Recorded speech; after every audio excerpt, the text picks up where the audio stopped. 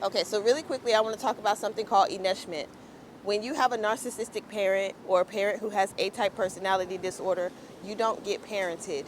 You don't have somebody who is leading you or guiding you or giving you the tools that you need for life, preparing you for life. Typically, they're causing chaos, destruction, giving you roadblocks, intentionally setting up boundaries and what do they call hurdles for you to jump through that you really shouldn't have to.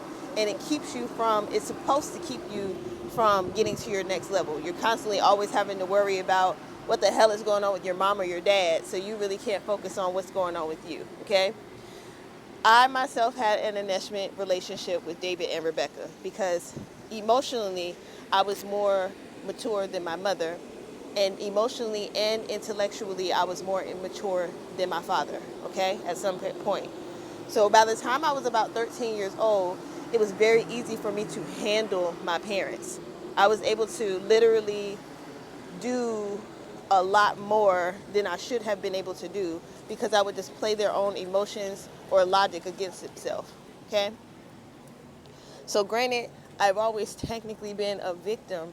This is how I ended up coming out of victim mentality because I had a lot more power than I should have. It's almost like if you got kidnapped by a kidnapper and then all of a sudden you convince the kidnapper to start letting you out of your room and letting you make your own food and letting you know what I'm saying? So by the time they come and find you, they're like, "Girl, you ain't kidnapped, you his girlfriend." I'm not his girlfriend. I just literally know how to play the game. And that's pretty much what happened to Christopher Emmanuel McGinnis as well.